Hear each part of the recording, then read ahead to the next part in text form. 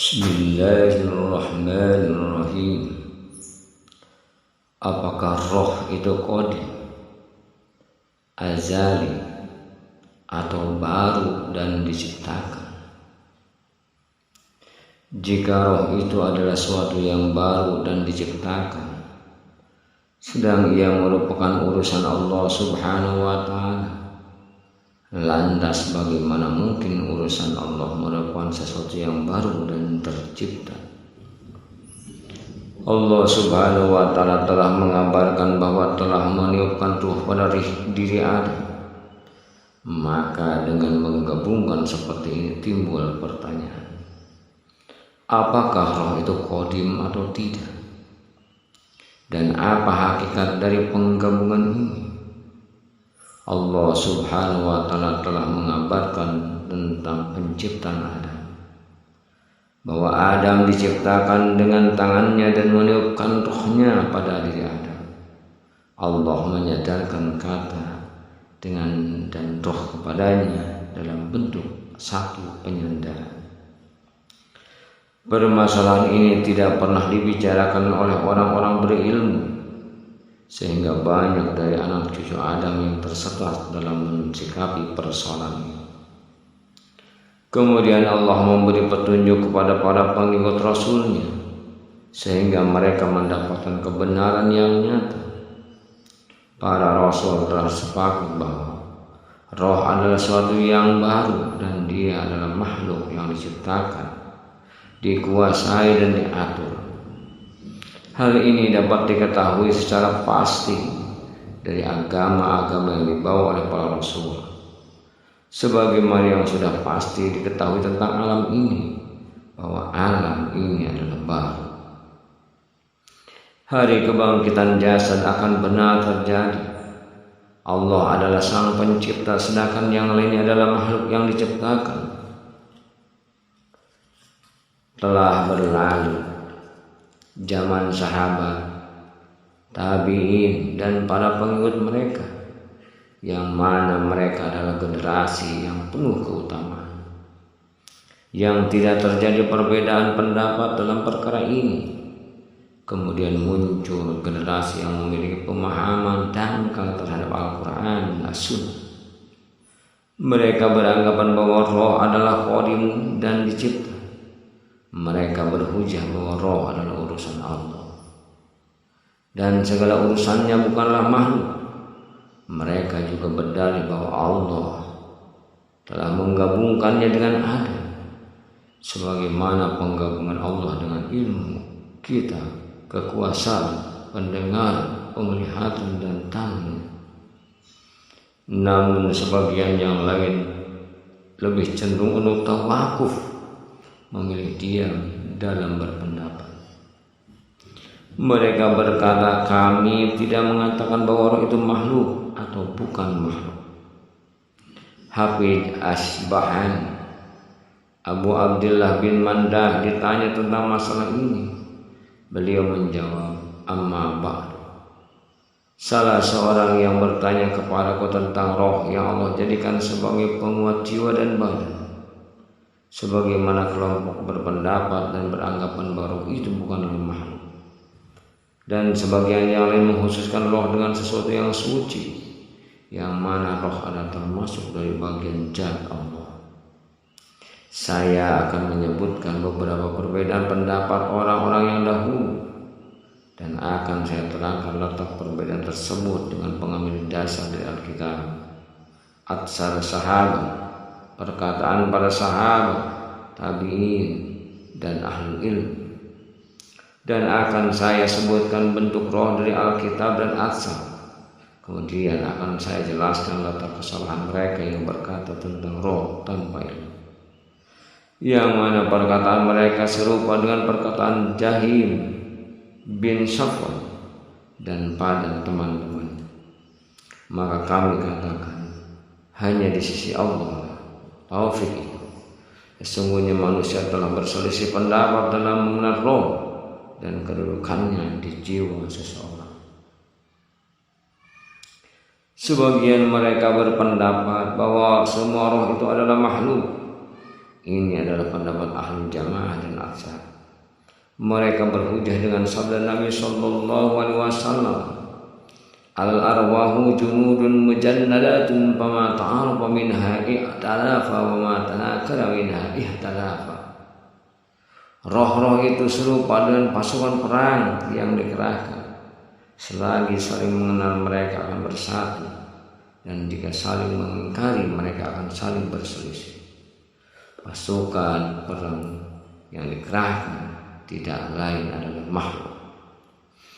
Sebagaimana yang lain berpendapat, roh termasuk dari urusan Allah, yang mana Allah subhanahu wa ta'ala menyembunyikan hakikatnya serta pengetahuan tentangnya. Mereka berhujjah dengan firman Allah, Qulir ruh min amri rabbi. Katakanlah roh itu termasuk urusan Rabbku. Al-Quran surat Al-Isra surat ke-17 ayat 80. Dan sebagian yang lain berpendapat roh adalah cahaya dari cahaya-cahaya Allah dan kehidupan dari kehidupan Allah. Mereka berhujjah dengan sabda Nabi Muhammad SAW.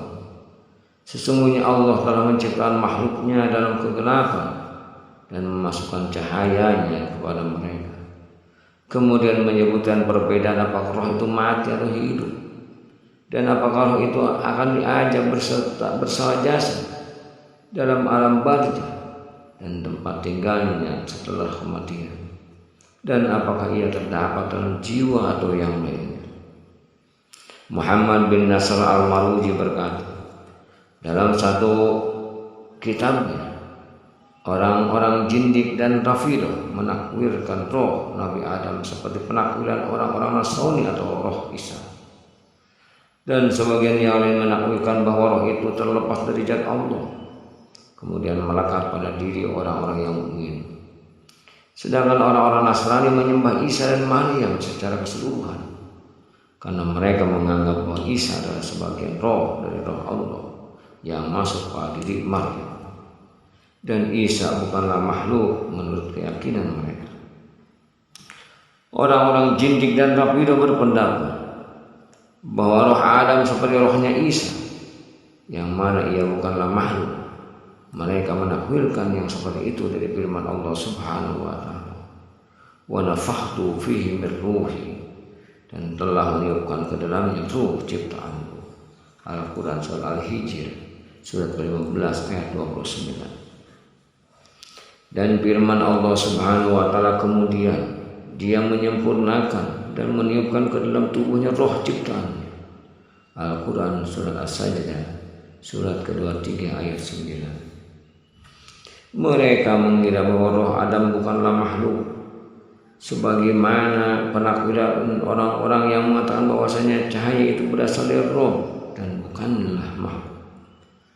Mereka beranggapan setelah Nabi Adam, roh-roh tersebut berada pada orang yang diberi wasiat, kemudian pada diri Nabi Adam, kemudian ada pada orang-orang yang diberi wasiat lagi, sampai berada pada diri Ali, Husain, orang yang diberi wasiat, hingga sampai pada imam. Seorang imam dapat mengetahui segala sesuatu tanpa harus belajar pada seorang.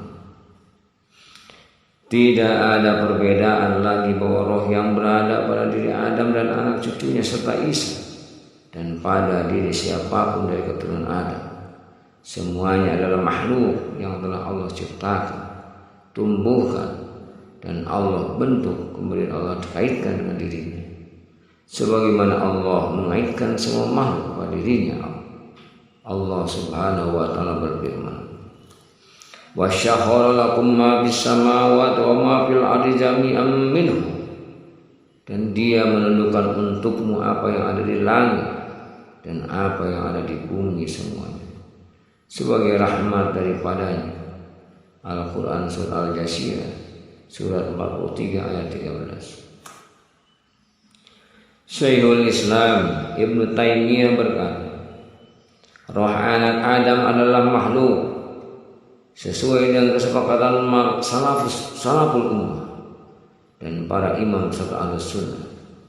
Telah dikabarkan tentang ijma ulama atasnya bahwa roh adalah makhluk. Bukan hanya dari satu imam saja, seperti Imam Muhammad bin Nasr al-Maruzi. Beliau adalah seorang imam yang terkenal. Beliau adalah salah seorang imam yang paling mengetahui tentang perkara ijma dan perbedaan di zaman. Begitu juga dengan Abu Muhammad bin Qutaibah. Beliau berkata dalam kitabnya Al-Laf, tatkala berbicara tentang roh, beliau berkata, manusia telah sepakat bahwa Allah lah yang telah membelah biji-bijian dan telah menciptakan roh. Abu Ishaq bin Syakir ketika menjawab sebuah pertanyaan, aku bertanya kepadamu tentang apakah roh itu makhluk atau bukan. Beliau menjawab, ini adalah sebuah perkara yang tidak diragukan lagi bagi mereka yang sepakat terhadap kebenaran, bahwa roh adalah sesuatu yang diciptakan, dan telah banyak kelompok yang membicarakan masalah ini, termasuk pula para ulama terkemuka dan syekh-syekh yang ada. Mereka menyanggah orang yang beranggapan bahwa roh bukanlah makhluk. Al-Habib Abu Abdullah bin Mandah telah menyusun sebuah kitab yang sangat tebal. Bahkan sebelum beliau, Imam Muhammad bin Nasr al-Maruzi lebih dulu mengarang sebuah kitab. Begitu juga dengan Syekh Abu Sa'id al-Khalal, Abu Ya'qub an-Nahrazuli, Al-Qadi Abu Ya'la. Para imam besar di atas telah menetapkan dan mengingkari dengan keras terhadap mereka yang mengatakan seperti itu terhadap roh Isa bin Maryam. Lantas bagaimana dengan roh-roh yang lainnya? Sebagaimana yang disebutkan oleh Imam Ahmad dalam salah satu majelisnya, beliau membantah pandangan orang-orang Jindik dan Jahmiyah. Salah seorang Jahmiyah berkata, aku mendapatkan sebuah ayat yang menunjukkan bahwa Al-Quran adalah makhluk, yaitu firman Allah Subhanahu wa ta'ala, innamal masihu Isa ibnu Maryam rasulullah wa kalimatuhu alqaha ila Maryam wa ruhum minhu. Sesungguhnya Al-Masih Isa putra Maryam itu adalah utusan Allah dan yang diciptakan dan kalimatnya yang disampaikannya kepada Maryam dan dengan tiupan roh darinya. Al-Quran surat An-Nisa surat keempat ayat 171.